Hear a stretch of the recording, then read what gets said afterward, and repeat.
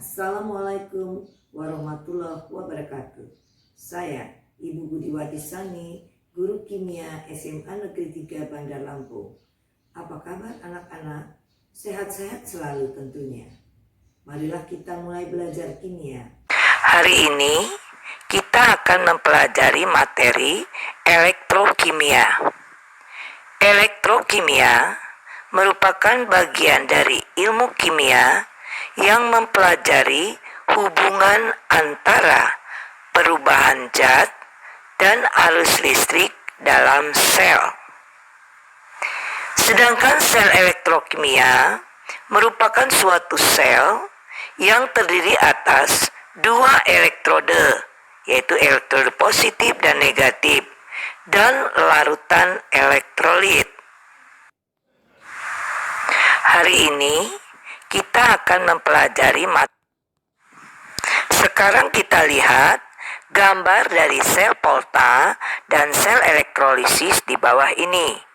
Kita lihat pada sel Volta, satu menggunakan elektroda berupa katoda dan anoda serta larutan elektrolit ZnSO4 dan larutan elektrolit CuSO4. Kita perhatikan pada sel elektrolisis menggunakan elektroda berupa katoda dan anoda serta larutan elektrolit yang kita gunakan adalah NaCl. Yang kedua, pada sel Volta terjadi reaksi reduksi di katoda dan reaksi oksidasi di anoda. Pada sel elektrolisis terjadi reaksi reduksi di katoda dan reaksi oksidasi di anoda. Yang ketiga, perhatikan baik-baik, pada katoda merupakan kutub positif. Sedangkan pada sel elektrolisis, katoda merupakan kutub negatif. Sedangkan pada sel Volta, anoda merupakan kutub negatif. Sementara pada sel elektrolisis, anoda merupakan kutub positif. Hati-hati di sini. Terbalik. Yang keempat, terjadi perubahan energi kimia menjadi energi listrik pada sel Volta. Sedangkan pada sel elektrolisis, terjadi perubahan energi listrik menjadi energi kimia. Yang kelima, terjadi reaksi redoks spontan, bereaksi dengan sendirinya. Di sini menghasilkan energi listrik pada sel Volta. Sedangkan pada sel elektrolisis, reaksi terjadi secara tidak spontan dan berlangsung dengan bantuan energi listrik dari luar. Artinya di sini pada sel elektrolisis butuh energi listrik. Untuk lebih jelasnya, kita lihat pada sel Volta dan sel elektrolisis perbedaannya. Pada sel Volta, energi kimia diubah menjadi energi listrik. Sedangkan pada sel elektrolisis, energi listrik diubah menjadi energi kimia dengan menggunakan reaksi redoks. Pada sel Volta, pada katoda terjadi pada elektroda positif. Sedangkan pada elektrolisis, pada katoda terjadi elektroda negatif. Kemudian pada sel Volta, anoda itu adalah elektroda negatif. Sedangkan pada sel elektrolisis, anoda itu adalah elektroda positif. Biasanya kita singkat pada sel Volta itu KPAN. Kapan? Katoda positif, anoda negatif. Kalau sel elektrolisis disingkat dengan KNAP. Katoda negatif, anoda positif. Jadi persamaannya, katoda itu tempat terjadinya reaksi reduksi, kemudian pada anoda tempat terjadinya reaksi oksidasi. Jadi kita singkat ini karet anoks, katoda reduksi, anoda oksidasi. Sekarang kita akan membahas tentang sel Volta atau sel Galvani. Reaksi redoks spontan merupakan reaksi redoks yang berlangsung dengan sendirinya.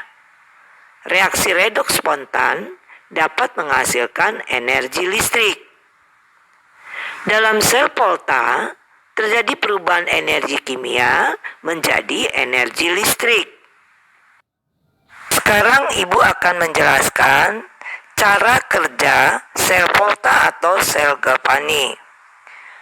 Elektroda seng atau anoda teroksidasi berubah menjadi Zn2+. Kemudian ion Zn2+ ini masuk ke larutan ZnSO4, di mana larutan ZnSO4 ini akan terurai menjadi Zn2+ ditambah SO4 2-. Sedangkan tadi Zn menjadi Zn2+. Pada gelas pertama sebelah kiri, ini kelebihan daripada elektron ion Zn2+. Kemudian kita tahu bahwa ion 2+ ini akan melepaskan 2 elektron. Elektron yang dilepaskan akan dibebaskan di anoda, mengalir melalui kawat penghantar menuju ke elektroda Cu. Selanjutnya, kita lihat pada gelas yang kedua, sebelah kanan pada gambar sel volta.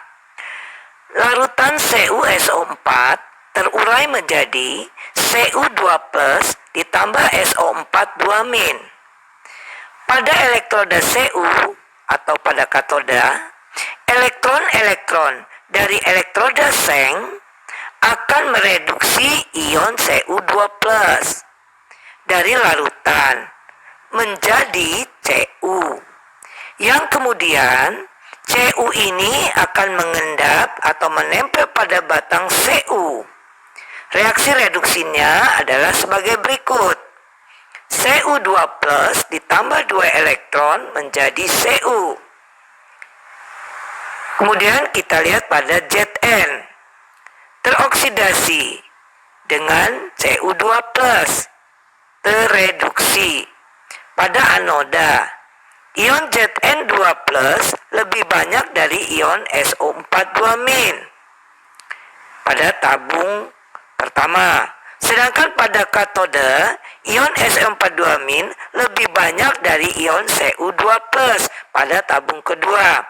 Oleh sebab itu, ion SO4 2- berpindah dari elektroda Cu ke elektroda Zn melalui jembatan garam. Pada akhir reaksi sel, berat elektroda Zn akan berkurang, sedangkan berat elektroda Cu akan bertambah. Kalau begitu kita lihat pada larutan CuSO4 semakin encer, sedangkan pada larutan ZnSO4 semakin pekat. Pada katode akan terjadi reaksi reduksi. Kita lihat reaksinya, Cu2+ ditambah 2 elektron menjadi Cu. Sedangkan pada anoda akan terjadi reaksi oksidasi. Zn menjadi Zn2+ ditambah 2 elektron. Coba kalian lihat pada gambar sel volta, di situ ada jembatan garam. Fungsi jembatan garam adalah terdiri atas pipa berbentuk U yang berisi agar-agar yang mengandung garam NaCl atau KCl atau KNO3. Fungsi jembatan garam adalah untuk mempertahankan kenetralan medium elektrolit atau tempat batang elektroda berada. Kita lihat diagram sel. Diagram sel merupakan susunan suatu sel volta yang dinyatakan dengan suatu notasi singkat. Kita lihat reaksi redoks di bawah ini. Zn ditambah Cu2+ menjadi Zn2+ ditambah Cu. Notasi selnya, notasi dipakai untuk menggambarkan suatu rangkaian sel dan reaksi redok yang berlangsung pada prosesnya. Secara umum, penulisan pada notasi sel volta menurut konvensi IUPAC dimulai dari anoda, yaitu reaksi oksidasi, Jembatan garam, baru katoda, yaitu reaksi reduksi. Inilah contoh penulisan reaksi notasi sel. Zn garis miring Zn2+, jembatan garam, Cu2+, garis miring Cu. Sekarang kita mempelajari tentang potensial elektroda. Potensial elektroda merupakan potensial listrik pada permukaan elektroda. Potensial elektroda tidak dapat diukur secara langsung. Potensial sel. Potensial sel digunakan dengan cara mengukur potensial listrik yang timbul karena penggabungan dua setengah sel. E0 sel sama dengan E0 katode dikurang E0 anode. Reaksi dapat berlangsung jika E0 sel mempunyai harga positif atau lebih besar dari 0. Sebaliknya, reaksi tidak dapat berlangsung jika E0 sel mempunyai harga negatif atau kurang dari 0. Sekarang kita lihat tabel potensial elektroda di bawah ini. Standar E0 itu adalah standar reduksi. Disingkat, sekarang kita mempelajari deret elektrokimia atau deret volta. Deret volta adalah urutan logam-logam berdasarkan kenaikan potensial elektroda standarnya.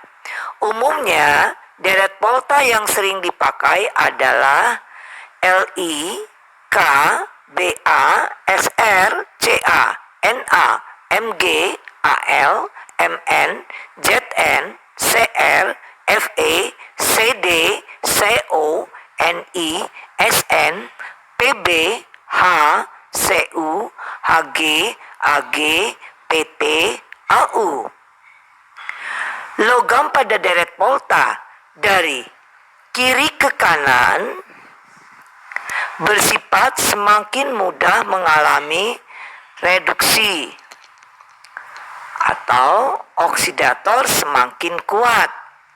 Sementara logam-logam pada deret volta dari kanan ke kiri semakin bersifat mengalami oksidasi, reduktornya semakin kuat.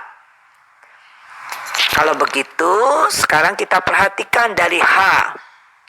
Semakin ke kiri,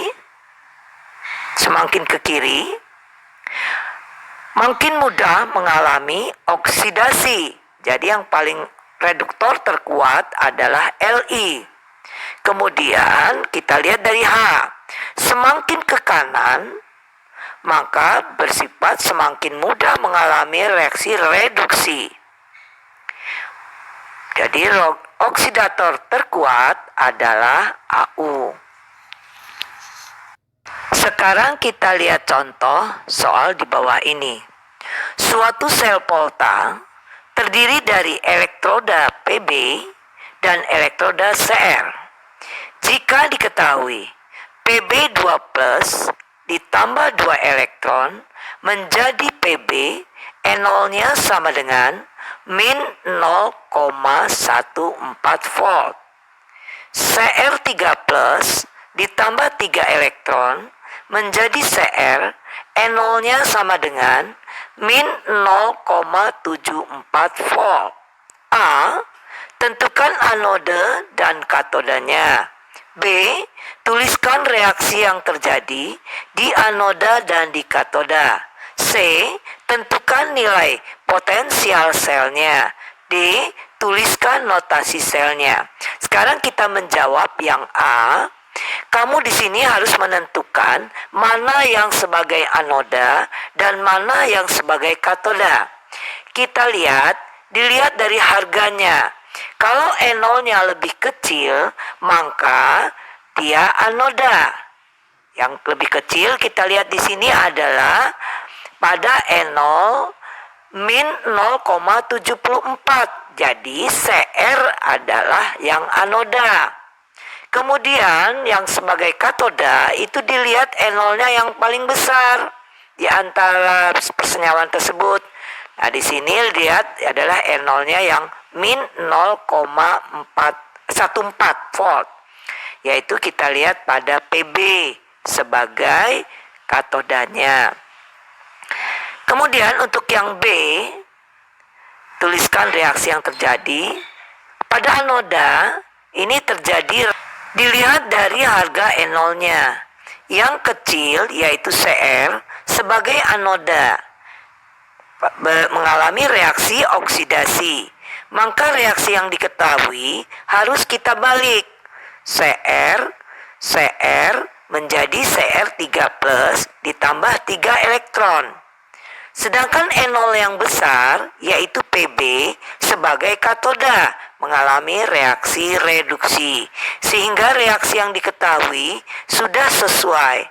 Pb2+ ditambah 2 elektron menjadi Pb. Untuk menghilangkan elektron, pada persamaan reaksi ini kita kalikan. Pada anodanya dikali 2, sedangkan pada katodanya dikali 3. Sekarang kamu lihat reaksi yang Ibu tulis di sini. Pada anoda setelah dikalikan dengan 2 Cr menjadi 2 Cr3+ ditambah 6 elektron. Kemudian pada katoda setelah dikalikan dengan 3 maka 3 Pb2+ ditambah 6 elektron menjadi 3 Pb. Kemudian kalian jumlahkan. Setelah kalian jumlahkan, L yang bersama itu bisa dicoret. Elektronnya yang akan kita hilangkan kita buang habis. Jadi kalau setelah kita jumlahkan, persamaan reaksi menjadi sebagai berikut. 2 Cr ditambah 3 Pb2+ menjadi 2 Cr3+ ditambah 3 Pb. Yang selanjutnya yang C, tentukan nilai potensial selnya. Untuk menuliskan rumus E0 sel itu sama dengan E0 katode dikurang E0 anoda. Jadi E0 katode itu sebagai Pb dikurang E0 anoda itu Cr-nya. Sekarang kita lihat di sini. E0 sel sama dengan min 0,14 dikurang buka kurung min 0,74 tutup kurung. Min dikali min di sini adalah plus, sehingga min 0,14 ditambah 0,74 sama dengan positif 0,60 volt. Karena berharga positif, harga E0-nya sel berharga positif, maka akan terjadi reaksi spontan. Kemudian yang D, tuliskan notasi selnya. Untuk menuliskan notasi selnya, kita harus mengetahui rumusnya dulu. Bahwa yang dituliskan anoda dulu, baru jembatan garam, baru katodanya. Nah, sekarang kamu perhatikan. Yang anodanya itu adalah reaksi, ini adalah oksidasi. Jadi kita tulis notasi selnya 2 Cr garis miring 2 Cr3+ jembatan garam 3 Pb2+ garis miring 3 Pb. Kita sudah belajar tadi tentang kimia. Apakah sudah mengerti anak-anak? Kalau sudah mengerti maka kita akhiri pelajaran hari ini. Wassalamualaikum warahmatullahi wabarakatuh.